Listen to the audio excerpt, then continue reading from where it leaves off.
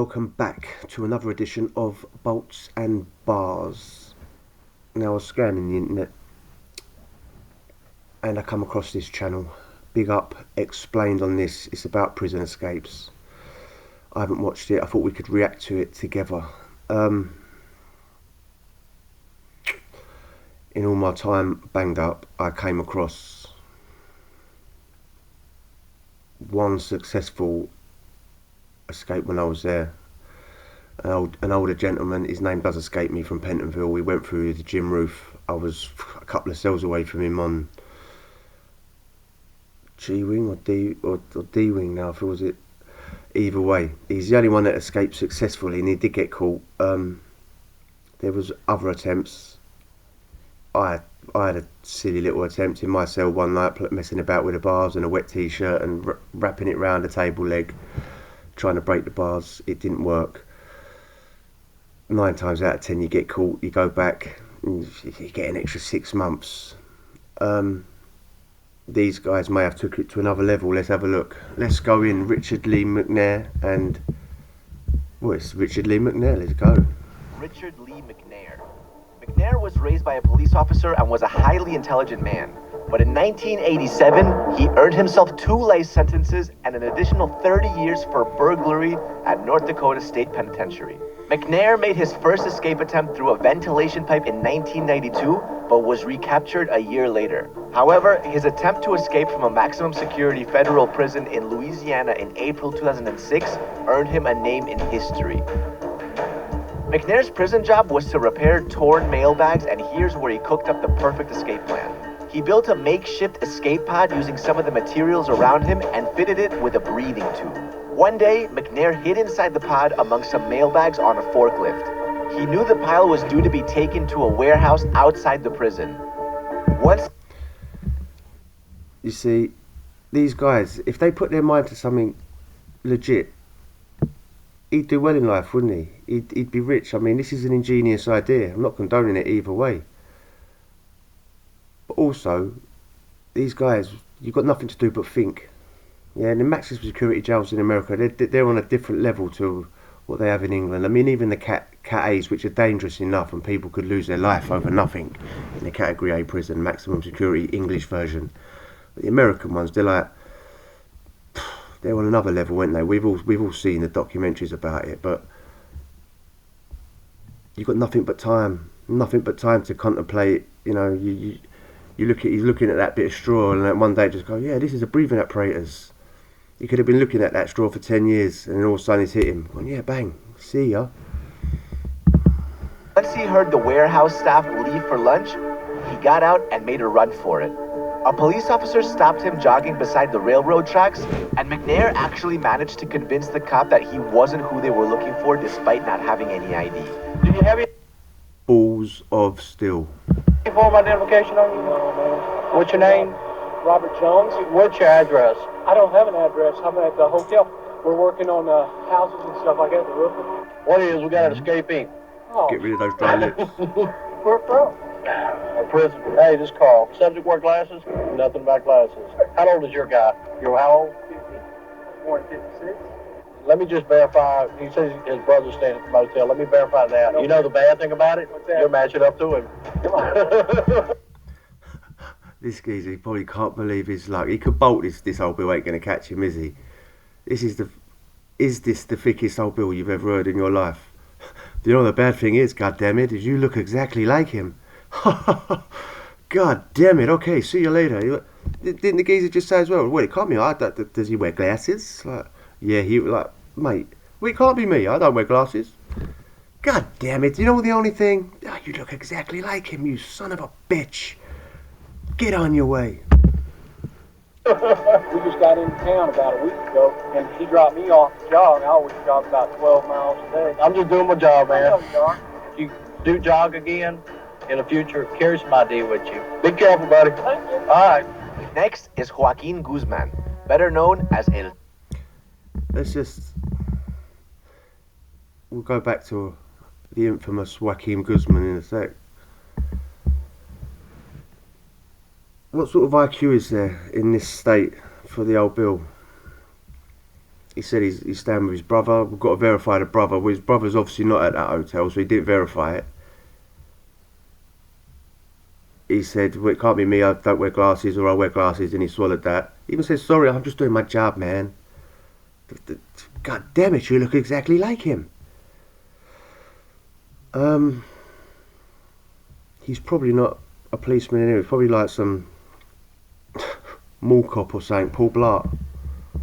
Again, in the future, carry some ID with you. Be careful, Just buddy. carry some goddamn ID. Next is Joaquin Guzman, better known as El Chapo. El Chapo is the founder of the Sinaloa cartel and one of the most terrifying drug lords on the planet. El Chapo was first captured in 1993 and sent to Puente Grande prison.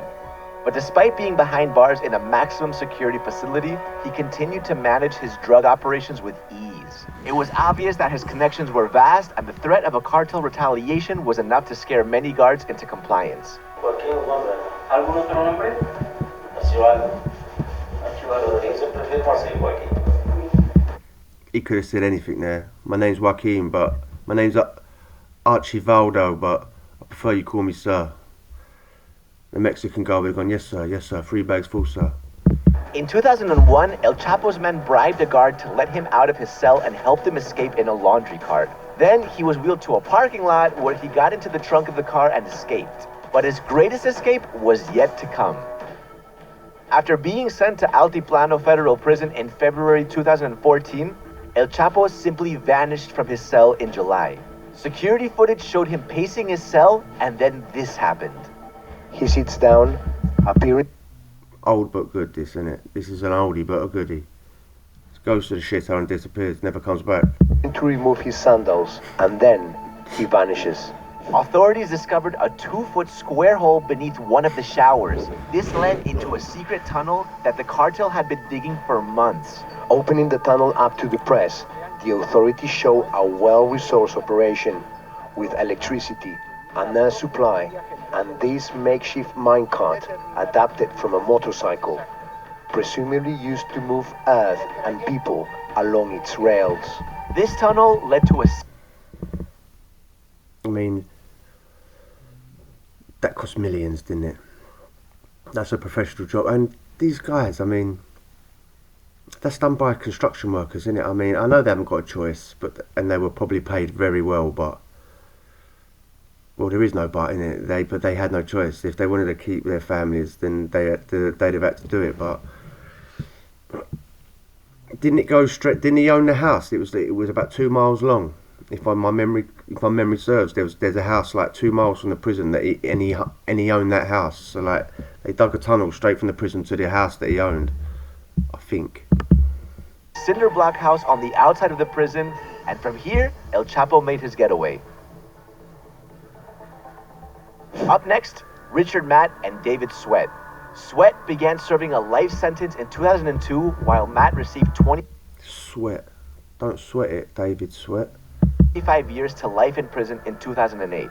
They met at a shared workstation at Clinton Correctional Facility and began planning their escape. First, they requested to be transferred to cells next to each other. Then, they bribed a correctional officer named Gene Palmer and made another... What's the matter with these correctional officers? I understand them bringing in a bit of like contraband here and there, but how do they think they're going to get away with bringing in hacksaws and saw blades to geezers that are going to escape? Actually, saying that, there was an escape in Pentonville. People used diamond cutters, diamond wire to cut through the bars. I knew both of them boys actually, and yeah,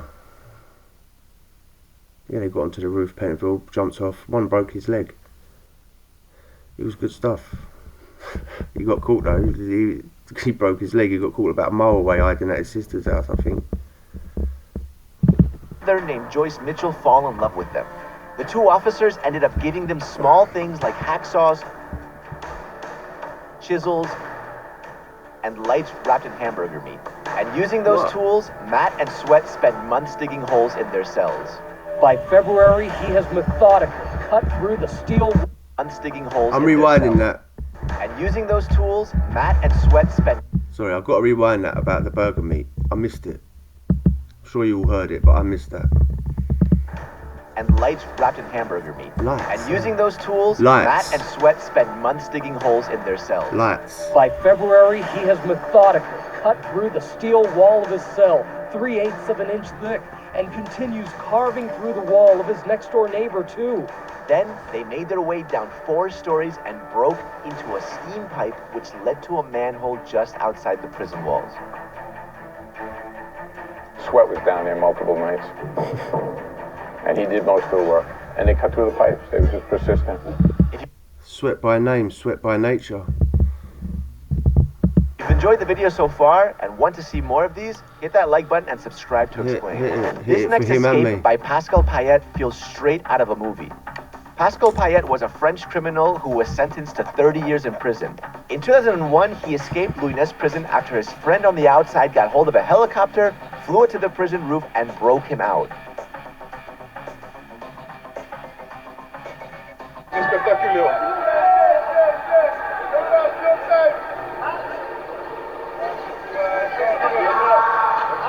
Two years later, Payette managed to break out 3 more prisoners using the same strategy.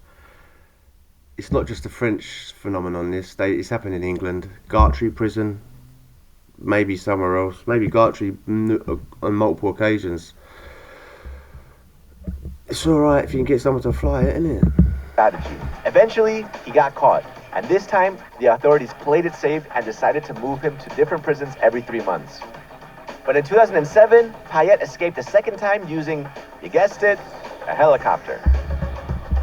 During a Bastille Day celebration, Payette's men on the outside hijacked a helicopter from an airport near Cannes and took the pilot hostage. Well, that's how you get a pilot then. I thought they might have bribed the pilot or something, but, you know, just stacking up them extra charges. They landed on the prison roof at the start of the night shift, and in 5 minutes, the men used heavy machinery to break open 2 doors at the isolation ward where he was held. Although Payette was captured a few months later, he still holds the record for the most number of prison escapes by helicopter. Next is Clarence Anglin, John Anglin, and Frank Morris. Morris and the Anglin brothers were prisoners at Alcatraz Federal Penitentiary in the 1960s. By the way, this is a great film, Escape from Alcatraz, Clint Eastwood. Alcatraz was refortified in the 1930s and crowned the world's most secure prison. In fact, there were 13 failed attempts between 1934 and 1961, but this was soon about to change. The plan took months of preparation and was led by Frank Morris, but he needed help, so he roped in the Anglin brothers and a car thief named Alan West. The men stole spoons and saw blades, and every night over 6 months... Spoons and saw blades. It wasn't it because they used to use, because it's on an island, so everything, they used to pump the seawater into the prison, so the showers, everything was seawater, and it corroded all the bricks and the pipes and everything, so it was just, you could push your way through. You didn't even need all that. Months, they used these tools to enlarge the ventilation ducts in their cells while Morris played his accordion to cover the noise. They literally drill small holes around the existing vent and then push that concrete in. The ducts led to a utility tunnel where they stored an inflatable raft made... I'm sorry. If a guy's playing an accordion at night, nowadays, in jail, you're going to go mad. Imagine that noise when you're trying to sleep. It's going to cause a riot. ...of raincoats.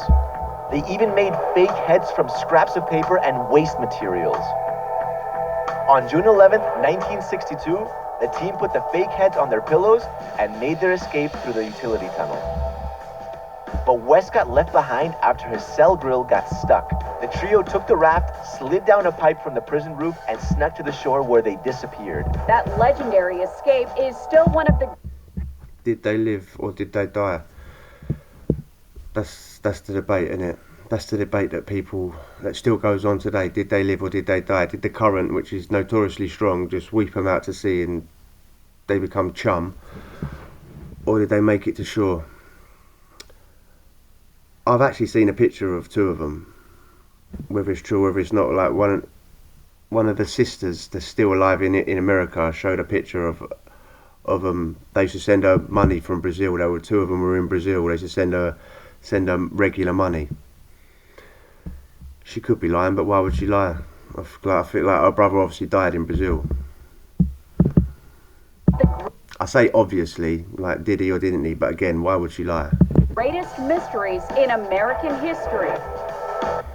Last is the ingenious escape of Frank Abagnale Jr. Frank Abagnale spent his early adulthood... Sorry, keep stopping and starting. I'll let it run in a minute. Catch Me If You Can, starring Tom Hanks and Leonardo DiCaprio. It's a good film. Leonardo DiCaprio plays Frank Abagnale Jr. and Tom Cruise is the old Bill trying to catch him. Forging checks. He was also a master at impersonation and managed to pass off as a pilot, a university professor, and a doctor. Well, as the pediatrician, probably, it was really ended up being the most easiest, which should have been the most difficult. I supervised 7 interns on the midnight to 8 shift. When I would be called to... It's all... He become a doctor just by blagging it. It's all about the confidence, and it's all about the confidence, as Gok Wan says. The emergency room, I'd walk in, there'd be 2 or 3 interns there, and I'd be called down, and I'd walk in, and I'd say, what's the problem? And they'd say, Doctor, we have a severe incardio here with a... I didn't know if the guy broke his leg, had a heart attack. So I would say, well, Dr. Carter, what do you think? Well, doctor, I would like to administer 30 cc's of this. Dr. John, I concur. Dr. Jane, I concur. Gentlemen, have at it. And out I would go. Well... Look at the host's face. Look at the host's face. He's sure he's thinking, do I laugh at this? Because is this appropriate to laugh? He was a pilot. Didn't he just put on a pilot's jacket one day, then walk onto the cockpit? I became one of the most respected residents because I was the only one that ever allowed them to do anything without any... When he got caught, Abagnale was sentenced to 12 years and sent to the Federal Detention Center in Atlanta. Now, this was the early 70s, and it was a time when prisons were being heavily scrutinized by congressional committees. So when the U.S. Marshal forgot to bring along Abagnale's detention commitment papers, the prison guards suspected he was a prison inspector under contract by the FBI. Once Abagnale realized this, he decided to use the lack of documentation to his advantage. He got in touch with his friend Gene Sebring, who helped him create the fake credentials he needed. Sebring created 2 fake business cards for Abagnale. One showed him as a prison inspector, and the other was of an FBI agent he pretended to know. It's all about front, isn't it? He's just so cheeky and confident with what he does. He just he's just blags it. Imagine just walking up to another screw going, unlock the door, this is my card, let me out. Like, I wouldn't be able to pull it off, because he'd look at me and go, no, even if he'd never seen me before. But he's got a face, isn't he? He doesn't look like a criminal. And you can imagine him just asserting his authority, you know. Open that gate, chop chop. Shift's over. Got to get home to the family. Hurry up.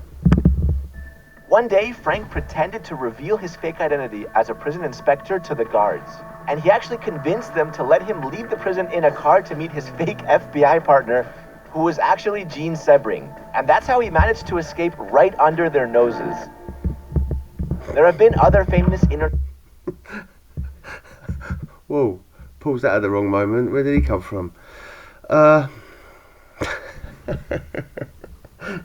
Let me out. Let's just see where this man popped from. International prison escapes over the years. This includes John Dillinger's getaway with a fake wooden gun, the Texas 7 who got away in a maintenance truck, and Choi Gap-Buck who escaped to South Korean prison through a food slot in the door. Well, one of the benefits of being slim, I suppose, not eating processed food. Skinny bastard. Well, there you go, there you have it. Successful escape attempts. Successful, there's no successful escape attempts, are there, really? Except Escape from Alcatraz. And if you are going to do it, you might as well do it in style, ain't you? Rent a helicopter, or buy a helicopter, or do what they did, you know, borrow one. Well, if you enjoyed that, hit the subscribe, and we will chat again. Adios.